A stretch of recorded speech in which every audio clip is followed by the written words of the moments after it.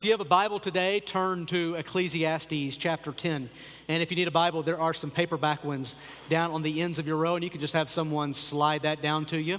And you'll find Ecclesiastes almost right smack in the middle of your Bible. If you need to consult the table of contents, no shame there, Ecclesiastes 10. And if you're new with us or haven't been here for a while, let me get you caught up to speed.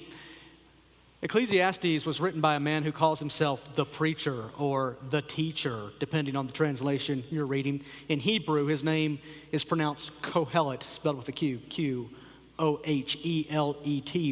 And traditionally, he is associated with Solomon, who is Israel's third king and the wisest man of the ancient world. And it seems very plausible that this is Solomon speaking, but he does not identify himself by name in Ecclesiastes. And so we're just going with his pen name, Kohelet. And this is part of a genre of the Old Testament called wisdom literature. Wisdom literature has two emphases or two flavors that sometimes come out. It often deals with big philosophical questions that we ask about God and life with God, that his people ask. Many times these questions are tinged with anxiety or confusion or doubt. Wisdom literature is the literature of wrestle and of struggle. And so the book of Job, for example, deals with the issue that's sometimes called theodicy. How does a good, all-powerful, benevolent God allow his people to suffer? Why does he let that happen? That's the subject of the book of Job. The famous last anguished cry of Jesus was clipped from the wisdom book of Psalms, chapter 22, verse 1. My God, why have you forsaken me? This is the anguished philosophical wrestling that sometimes comes out in wisdom literature. And that same trend has been prevalent so far throughout Ecclesiastes. Kohelet sounds like a tormented philosopher from time to time. For example, way back in chapter 1, this is what he said. I applied my heart to know wisdom and to know madness and folly. I perceive that this also is but a striving after the wind. This is a man who's trying to figure out the world, and it's frustrating to him. In chapter 3, verse 10 and following, looked at perhaps the most profound philosophical statement in the book. I have seen the business that God has given to the children of man to be busy with. He has made everything beautiful in its time. Also, he has put eternity into man's heart, yet so that he cannot find out what God has done from the beginning to the end. So for the last several weeks, we've just unpacked these philosophical wrestlings of this man, Kohelet. But you need to know that wisdom sometimes has another voice or another emphasis which it can speak with. If it sometimes sounds like a tormented philosopher, at other times, it's going to sound like a wise grandfather. If the anguished philosopher is a thinker and a brooder, the wise grandfather dispenses earthy, practical, pithy advice about how to skillfully navigate life. Now, you'll hear this voice if you read, for example, the wisdom book of Proverbs. Here's Proverbs chapter 3, verse 1. My son, see, it's a grandfather. My son, do not forsake my teaching, but let your heart keep my commandments, for length of days and years of life and peace they will add to you. Now, that's important to hear because so far in Ecclesiastes, Kohelet has been this brooding philosopher. But in chapter 10 and 11 and 12, so from now to the end of the book, he's going to switch gears. And he's no longer going to sound like a tormented philosopher. He's going to start to speak to us like a wise granddad who's sitting down to give us more earthy, practical advice. So he's agonized so far over questions like, what is God's big plan for my life, and why don't I see it? And why does injustice and oppression seem sometimes to be winning? And is the story that I was told as a kid where God has a plan for the fullness of time to work all things together for justice and peace, is that really true? And what is the meaning of life? Big philosophical questions, and at times he sounded pessimistic.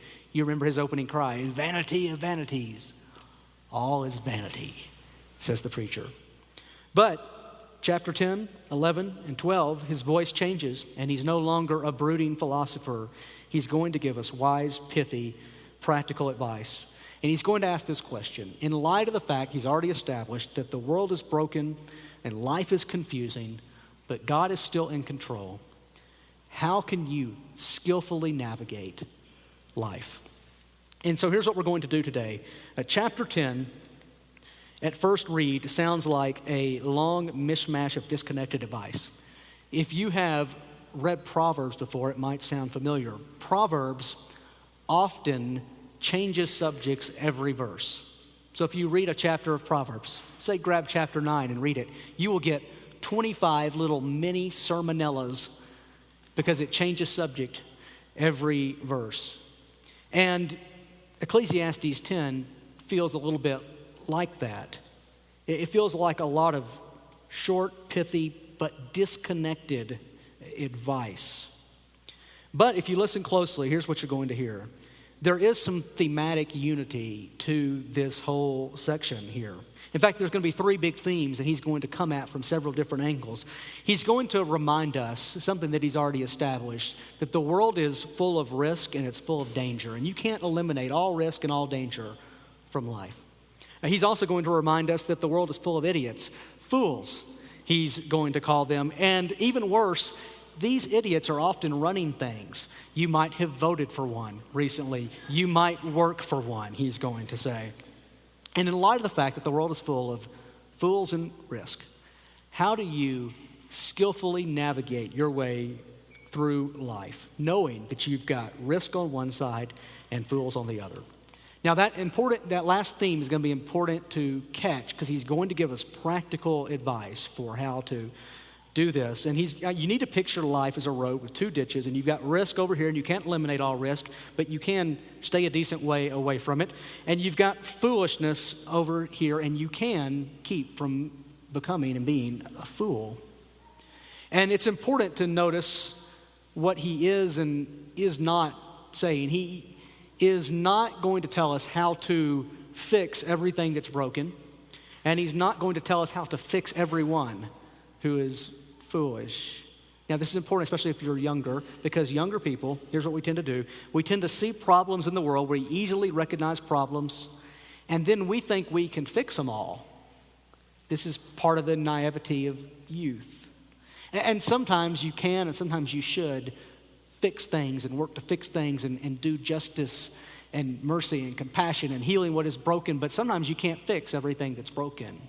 And sometimes you can't fix everyone who is foolish. And so what Kohelet is going to deal with today is not how to fix it all, but how to keep yourself between the ditches so that you can do something good and productive and wonderful with your life, even though you have these two problems on either side.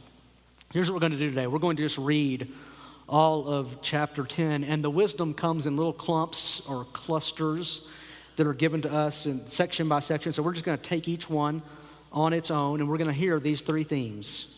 The world is broken, the inmates are running the prison, and here's how you can navigate it wisely in spite of those two facts.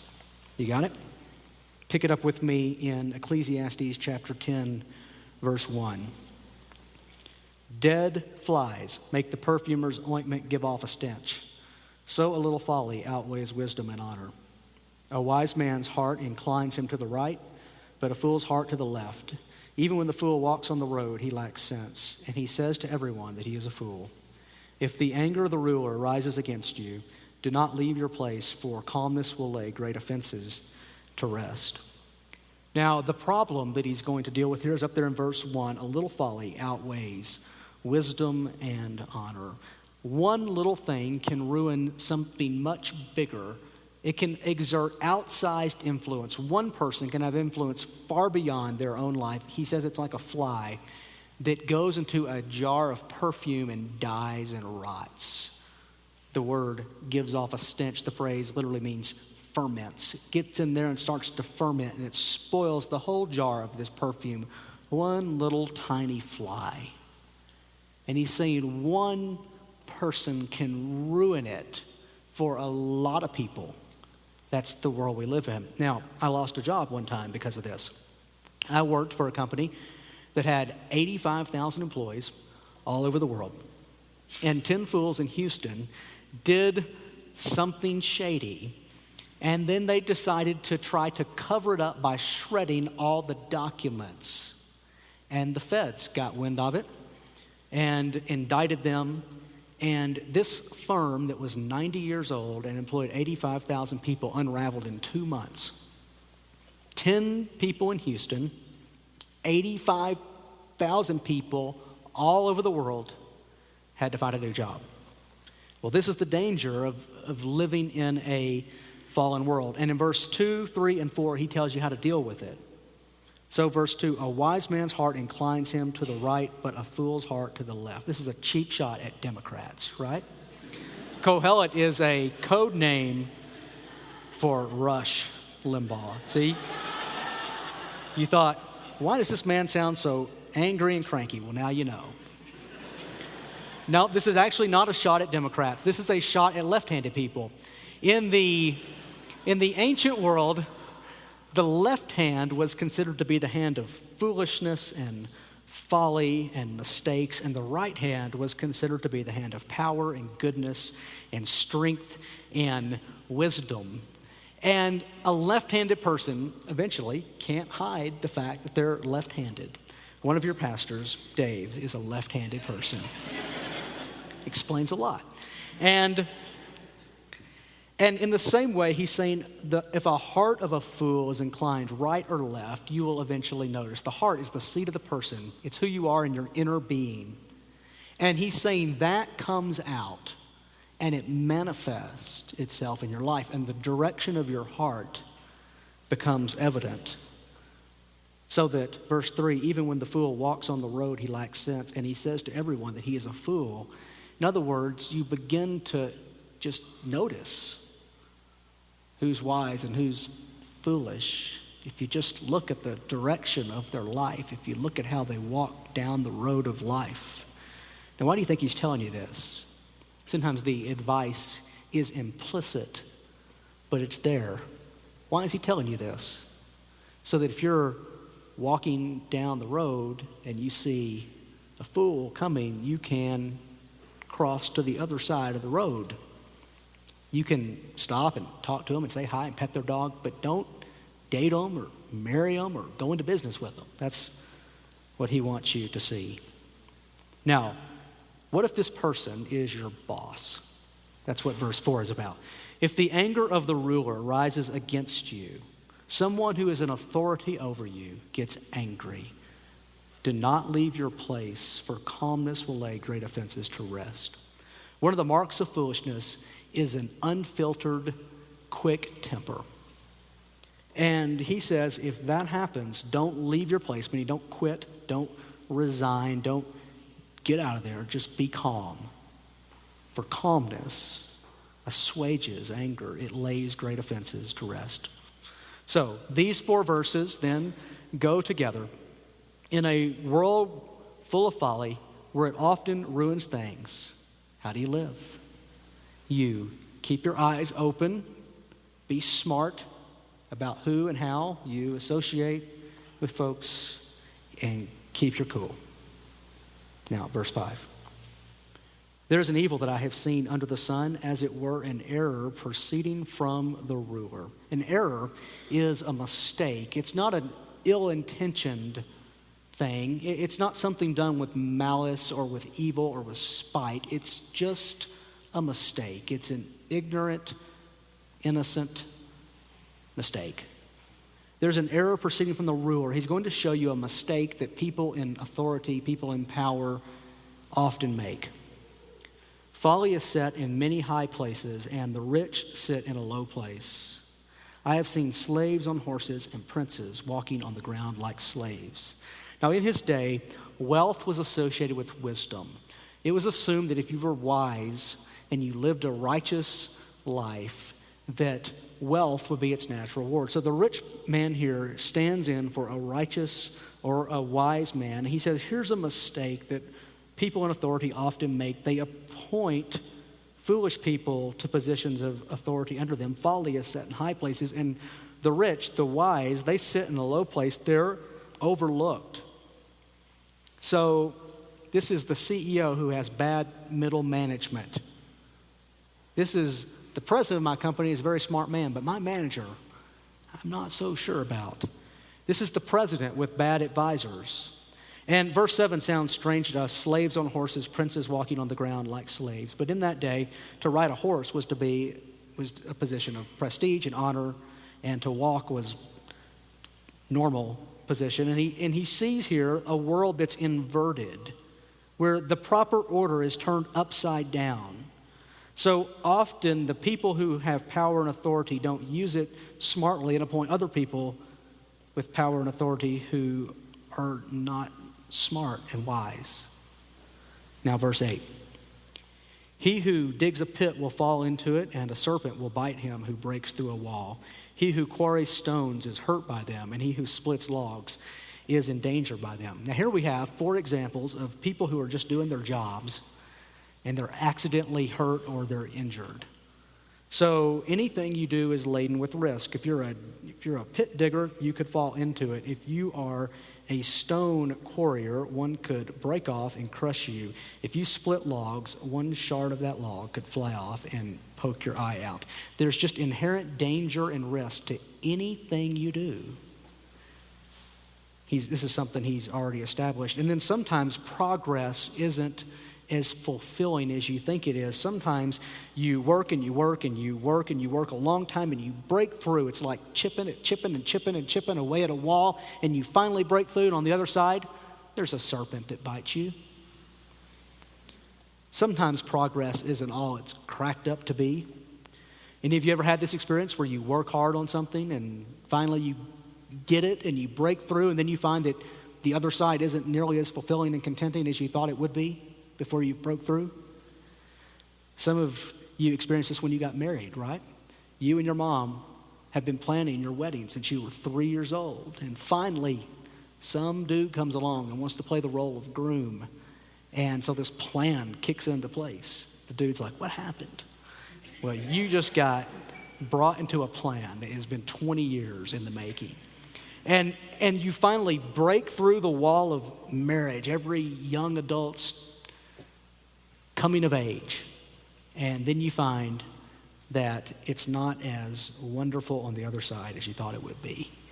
Your husband is a serpent, and your sweetie bites, right? Well, that is what he's describing. Progress is sometimes an illusion.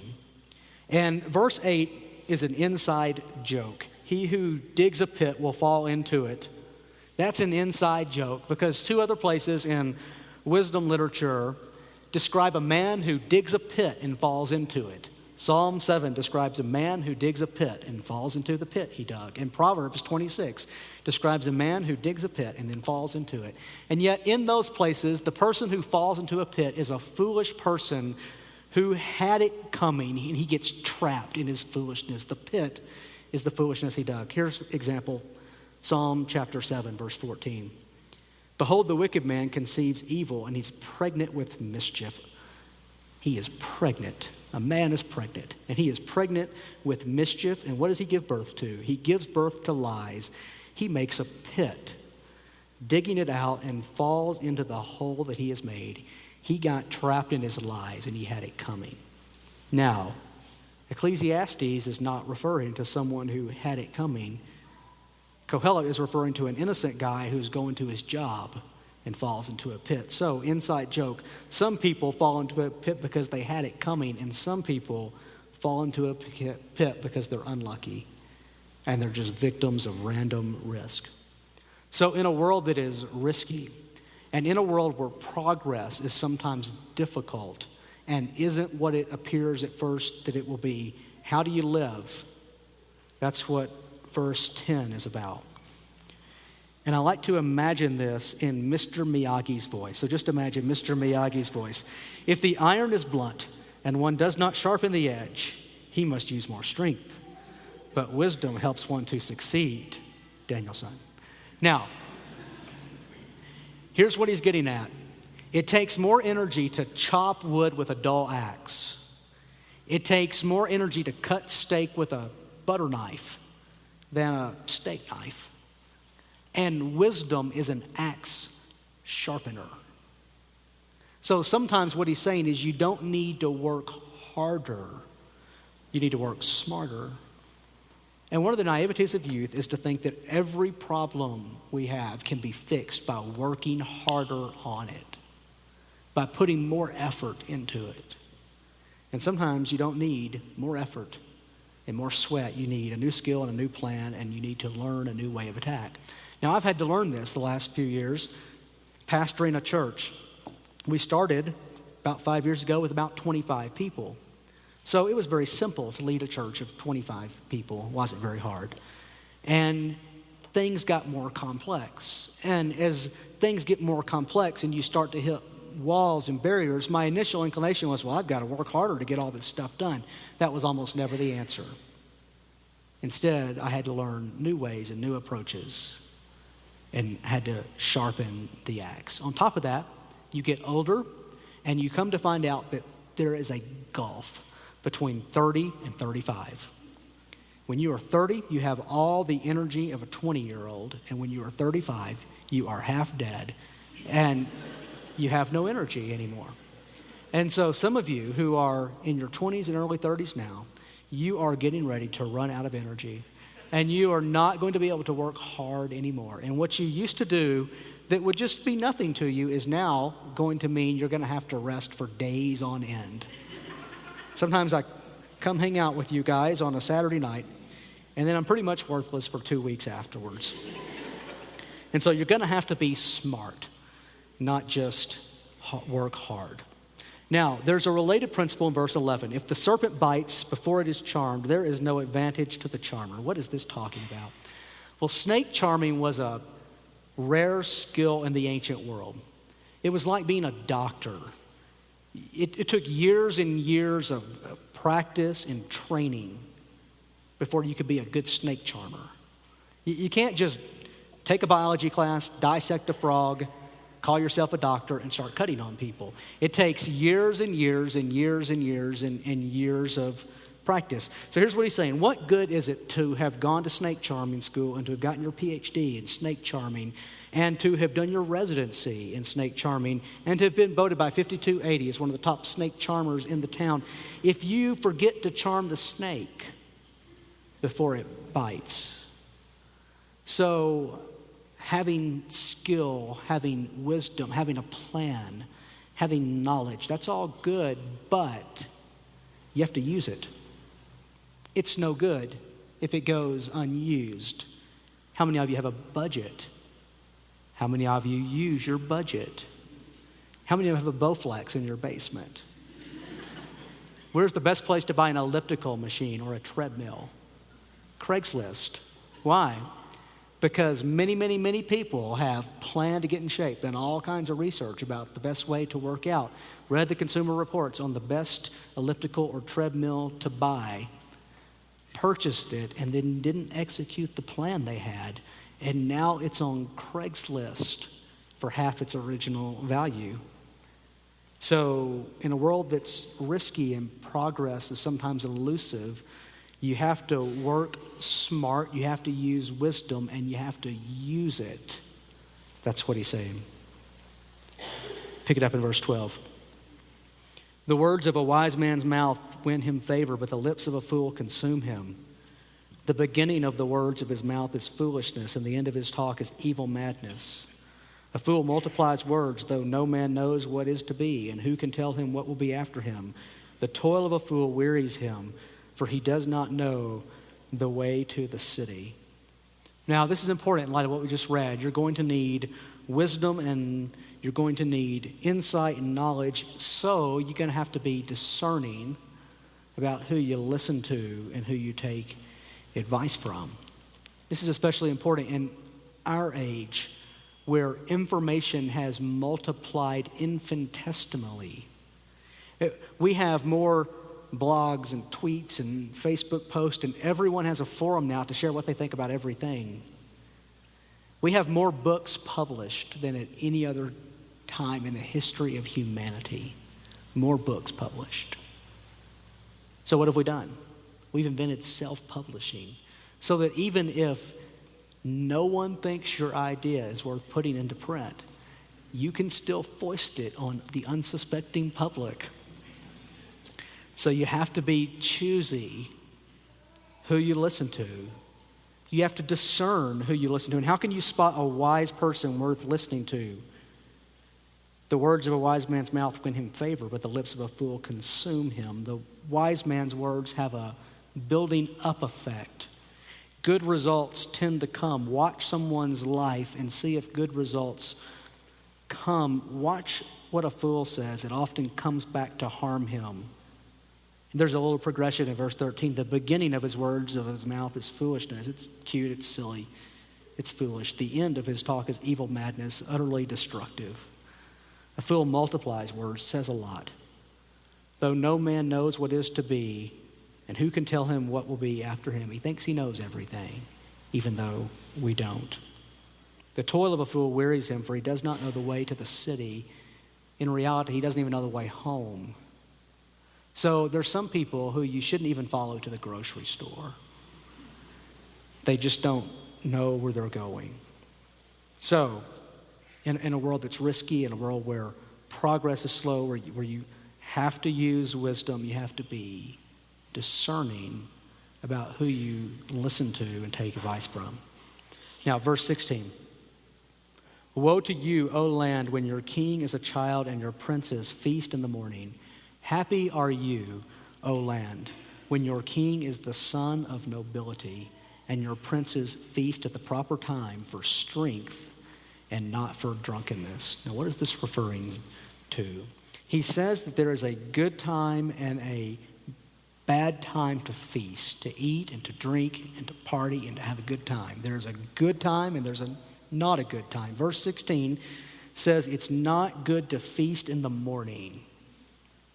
It's even worse for a land or a country if the king is a child and the princes under him are throwing parties in the morning. Now, if you like to write in the margins of your Bible, write this down. Do not drink in the morning. God inspired a verse to tell you that it's foolish to drink in the morning. That's how messed up we are. So, what's the problem with feasting in the morning? He says it's not the proper time because nothing has been accomplished yet. On the other hand, those who feast at the proper time feast for strength, not for drunkenness. Now, what is this referring to? After you've worked hard and you're tired, then rest and feasting and relaxation and recreation have a restorative effect on your strength. They give you your vitality back. So it's not the activity that's good or bad, it's the timing that he's getting at. You feast for strength, not for drunkenness. This is the Sabbath principle that God wove into the fabric of creation, that he taught to his people Israel. Work 6 days and rest one. And so the problem in verse 16 is that the order is wrong, and the wisdom of verse 17 is that the order is right. Now, in verse 18 and 19, he's going to tell you how you can keep that order. Verse 18, through sloth the roof sinks in, and through indolence the house leaks. Sloth and indolence are laziness. They're not working. They're not expending effort. The problem with them is not that they rest. There's nothing wrong with resting. The problem with them is not they sleep in. There's nothing wrong with sleeping in. The problem is not they watch football. There's nothing wrong with watching a football game. The problem is that sleeping in comes first and then leads to more sleep, and rest leads to more rest, and a day off leads to more days off. And he says if you do that, the house is going to leak and the roof is going to sink in. Your life is just going to start falling apart. Now, verse 19 is a contrast. Bread is made for laughter, and wine gladdens life, and money answers everything. What's he referring to here? He's referring to someone who laughs and enjoys life and has enough to take money to take care of problems. This is someone who works hard and then enjoys their life and has the security that comes from working hard. So if their roof starts sinking in, they've got some money to fix it. And if their house starts leaking, they've got some money to fix it. So work hard and then rest and play in that order. That's what he is describing. Now, verse 20, one final piece of advice. Even in your thought, do not curse the king, nor in your bedroom curse the rich. For a bird of the air will carry your voice, or some winged creature will tell the matter. And here he's back to the problem of how do you deal with idiots over you? How do you deal with the bad boss, the bad king? He says, well, even in your thoughts, don't curse them. Even in your bedroom, when you're tucked into bed at night, don't say anything. Because a bird of the air could hear and could carry that off and tell the matter. Now, before you're thinking, how does that work? A bird hears and carries it off. This is an overstatement. It's an intentional overstatement, meaning whatever you do, keep your complaining down. Because that will eventually come back to bite you. So, I know this feels like a bunch of mini sermonellas, but there's a coherent, wise approach to life here. In a world that's full of risk, and you can't eliminate all risk, and in a world that's full of foolish people, and you can't fix all foolishness, even if you blog about it, they won't listen. But you can do something good, something productive, something meaningful with your life. That's what God calls you to do, and here's how you do it. You avoid getting entangled with foolish people as much as you can. You stay out of arguments. Verse 4. You work smarter, not just harder. Verse 10. You be careful who you listen to. Verse 12 and 13. You work hard and enjoy your life in that order. Watch your complaining. And you're navigating the road skillfully. Now, let me show you one more thing in here that I think is very interesting. The very first verse that we read is essentially a history of the entire world. Dead flies make the perfumer's ointment give off a stench. So a little folly outweighs wisdom and honor. That's how this whole insanity that we live in started. God created the world good, and he wove it together with wisdom and with knowledge and with discernment and with righteousness. Here's how Proverbs describes it in Proverbs chapter 3. The Lord by wisdom founded the earth, and by understanding he established the heavens. By his knowledge the deeps broke open and the clouds dropped down the dew. This is how God made the world. He declared it all good. He declared the man and the wife very good. And then one act of foolishness, one sin, one act of unrighteousness sent this whole thing to unraveling. One man sinned. We've all then followed in his footsteps. It all started with one fly in the ointment. So a little folly outweighed much wisdom and much honor that God had woven into the world. Now, here is the curious thing. Jesus reverses the pattern. One man came into a world full of sin and foolishness and lived a completely wise and righteous life, and now gives that wisdom and that righteousness to many others who trust him. One man in his righteousness is undoing the curse of much folly. Here's how he described his work in Matthew chapter 4. We're going to put this up for you. Matthew chapter 4, Jesus said, "With what can we compare the kingdom of God? Or what parable shall we use for it? It is like a grain of mustard seed." That's the smallest thing he could find. That's the smallest analogy he could clip. It is like a grain of mustard seed, which, when sown on the ground, is the smallest of all the seeds on earth. Yet when it is sown, it grows up and becomes larger than all the garden plants and puts out large branches so that the birds of the air can make nest in its shade. And he is describing how his kingdom was going to grow. It was going to grow with one solitary man living a completely righteous life. And then from that would come fruit that would spread throughout all the world until it became bigger than the kingdoms of all the world. So, Ecclesiastes, a little folly outweighs wisdom and honor. Gospel, a little wisdom and righteousness outweighs much folly. Ecclesiastes, a tiny dead fly can ruin much good. Gospel, a tiny mustard seed reverses much folly. Here's how the Apostle Paul described it in Romans chapter 5. For if because of one man's trespass death reigned through that one man, much more will those who receive the abundance of grace and the free gift of righteousness reign in life through the one man, Jesus Christ. Therefore, as one trespass led to condemnation for all men, so one act of righteousness leads to justification in life for all men. For as by the one man's disobedience the many were made sinners, so by the one man's obedience the many will be made righteous. And so Jesus spins this thing in the opposite direction.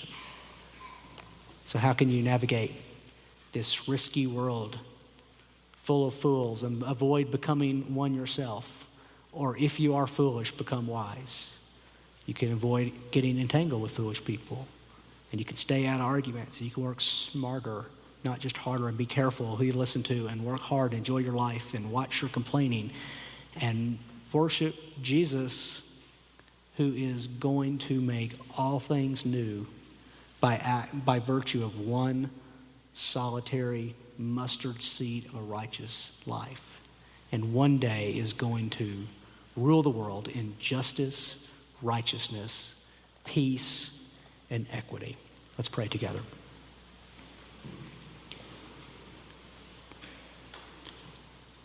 Father, we thank you for the wisdom which practically gives us skills to navigate this world until your Son returns and makes all things new.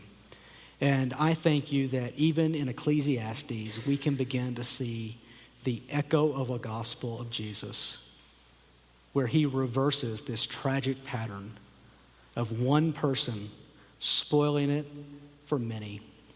Now, one righteous man repairs it for many. And so I pray that Kohelet's longings would teach us to lead a wise life, and I pray they would also point us to your Son. We look forward to the day when he will come and make all things new. We look forward to the day he will wipe away every tear. We long for him to rule the world with justice. We cannot wait for the day when our prince will be a prince of peace. We cannot wait to the day when our governor will be Jesus, and the government will be upon his shoulders, and he will reign. And so we ask until that day that you will give us wisdom to live productive, wise lives, doing good in anticipation of the day when he will come. We ask it in his name and by his Spirit. Amen.